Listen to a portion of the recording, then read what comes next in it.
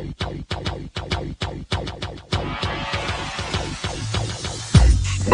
to the Odds Breakers, number one place for shared, sharp betting information. Welcome back, my friends, to Podcast 2-18. I am your host, Kiev O'Neil. You can tweet me at The Public Dog, and you can tweet us at The Odds Breakers. What a great weekend of football and college basketball. We went 7-2-1 and nailed Clemson. Was pretty happy with all that. Now, if you want to bring in the Chicago Bears, my favorite team in the NFL, that kind of messes everything up for me personally as a fan, but this is a sports betting show, so really happy with our plays. Do definitely want to recap some of the action before we get into our plays and sharp line movements, of course. This episode is being brought to you by mybookie.ag. For a 50% bonus, please visit MyBookie and use the promo code TheOddsBreakers. Terms and conditions apply. If you'd like to help us out with our costs, we would love to help you out. Please visit theoddsbreakers.com and become a member, and you'll get the benefits of becoming a member. Our premium picks before the line moves, and for $2 more, you can also become a patron subscriber and get our podcasts early at most times. If nothing else, please visit theoddsbreakers.com and become a free picks newsletter subscriber. Let's get into the College Football National Championship. I am very pleased with the way the game went. It really wasn't a sweater for us at all. We did 4 prop plays. We were 2-2 in props, but we had a very large bet on Clemson and as well as the money line. Now, I find it comical, and I tweeted this out, that the media is now drooling all over Trevor Lawrence and completely forgot about Tua Tagovailoa. Tua is the one that helped win the year before. He's still right up there. But the fact that they're now finally catching on to Trevor Lawrence is just a testament to how much they really pay attention to what's going on during the college football year. And that's why you want to make sure before you make your plays that you're getting all the information that you should. Obviously, if you're just following the major sports networks, you're not getting it. Sometimes you got to dig a little deep. Sports bettors follow beat writers. I follow a bunch of beat writers myself on Twitter. You also have to read up on the teams. You got to understand that also beat writers can be a little bit biased, but you have to know what's going on before the line moves. I mean, that's what makes you a good sports bettor. But Clemson, that pick six kind of it changed the game. It rattled Nick Saban. He got out-coached for one of the very few times I've seen this happen. Now, he kind of got in desperation mode a little bit too much and allowed... And I don't know if this is him as much as the coordinators, but he allowed a lot of passing to happen when literally they're running all over Clemson. Damian Harris, Najee Harris, Jacobs, they really could not be stopped. And maybe Clemson would have eventually, tried to stack up the box, but they should have ran a lot more than they passed to run the clock, not allow Clemson to throw to their Ross and Higgins and their skilled receivers like that. I thought that there was an opportunity for Alabama to slow down the game yet still score.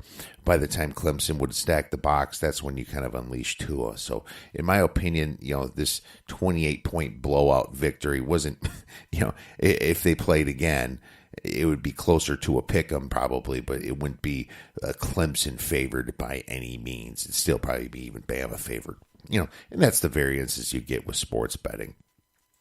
But real happy with how that turned out. Already studying up for next season's future bets, and that's we're going to be giving those out to members first, possibly giving a few of them out to the public as usual, and already doing some homework on who's leaving, who's coming back, coaching changes, recruits. Lots of research goes into it. So it's fun for me. I really enjoy it personally. And a lot of our guests that we bring on enjoy it as well. That's what makes it so fun. Let's recap a little bit of the NFL Wildcard Weekend. Well, we can start with the elephant in the room. My Chicago Bears just completely screwing up against the Eagles. What sucks most about it is that the better team lost. The Bears outgained them. The Eagles had a whole drive based on penalties. There's a pass interference penalty. There's a personal foul on fourth down.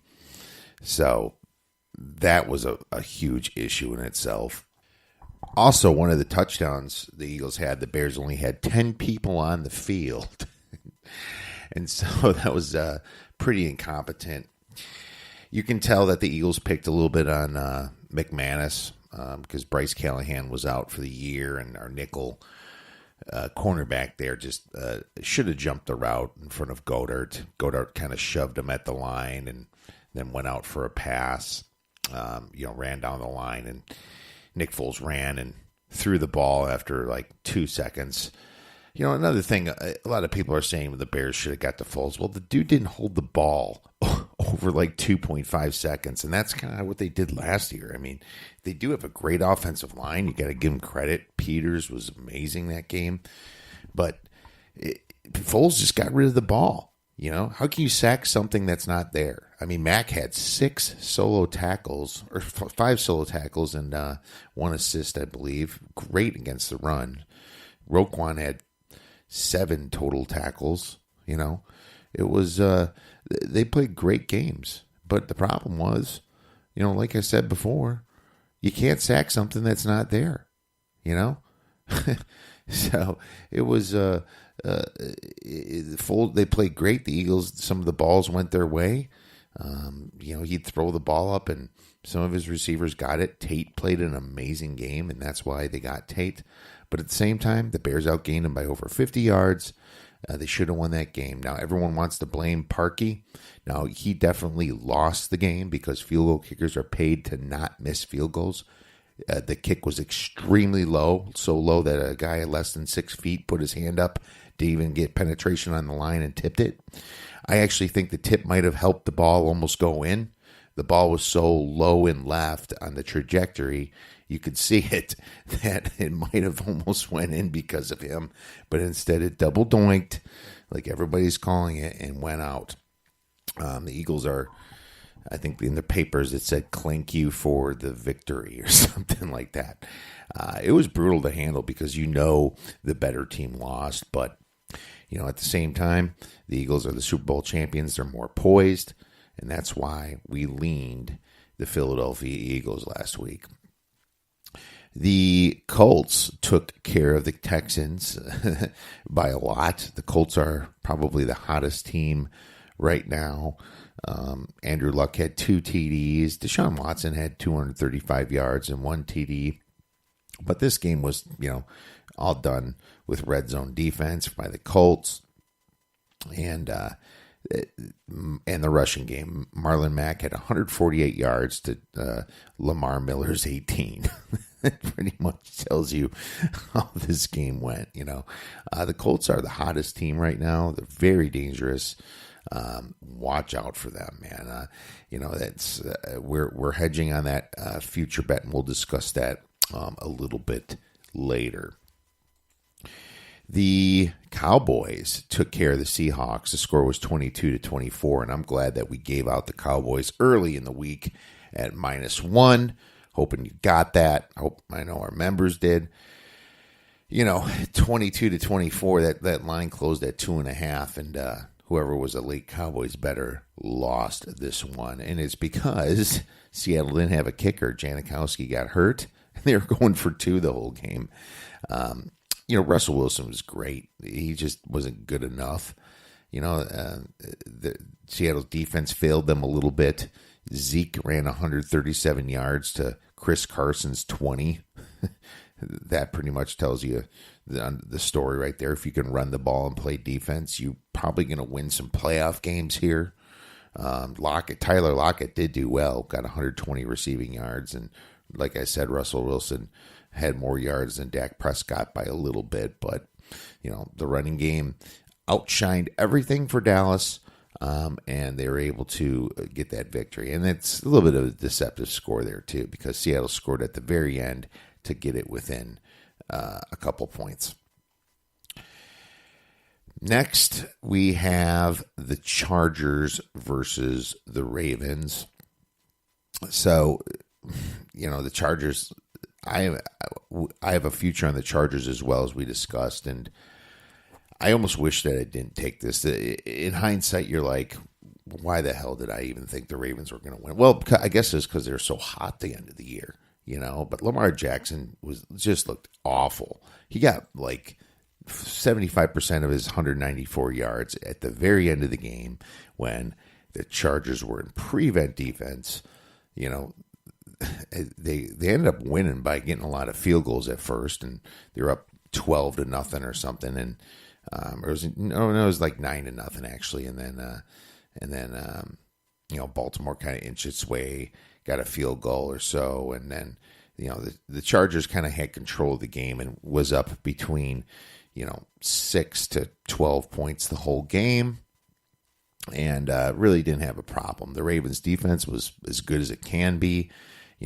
They held the Chargers to a lot of. How many field goals do we have? Let's see here. I think it was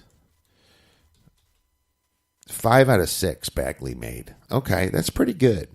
Tucker only had 2 opportunities and made 1, and he missed one, like a long one over 50 yards or something. So the Baltimore's defense did enough, in my opinion, to win this game, just like the Bears' defense did enough, but they couldn't. They just couldn't do anything on offense. The Bears did enough on offense, too. It's just obviously they didn't do enough in the first half. They're stuffed in the red zone, but, going back to the Bears game, of course, again. But both similar. Their offenses could have done better to help out the rest of the team. There you have it. That's kind of our recap for the NFL Wildcard Weekend. Now, I'd like to get into a little bit of news here. The coaching has started to come to fruition in Tampa Bay. It looks like Bruce Arians is coming back, and everyone's saying that he's going to hire Todd Bowles back as his defensive coordinator. And I think this is pretty hilarious, and this is just a smack to the face of the Arizona Cardinals. I don't know what's going on over there. Their personnel moves absolutely stink. If you remember, I actually had Josh Rosen ranked 8th in my out of the quarterbacks. I think it was 7th or 8th. We're next to Lamar Jackson coming in to the season, and it kind of proved itself. He was a terrible quarterback, but their offensive line's terrible too, and their defense is pretty good. Yeah, I would call them average at best, I guess. But the Cardinals are just terrible, and they go ahead and fire Wilkes after 1 year. Bidwell kind of should have just fired himself a little bit and just put all operations, take himself out of everything here after just the mess that they created there. Steve Keim, the GM there, gets the DUI earlier in the year. Wilkes was not set up for success whatsoever. And isn't Keim the same guy that fired Michael Floyd for getting a DUI when he was receiver there? The Cardinals is right now a current shit show, okay? And I think when Bruce Arians retired, quote unquote, a year and a half ago, it was more of a F you to the Cardinals. He was saying for health reasons. No, he retired so he doesn't look like a bad coach and he can get a job again someday. And that was extremely smart because he did, and so he kind of used the whole health excuse to retire, pretty much showing how incompetent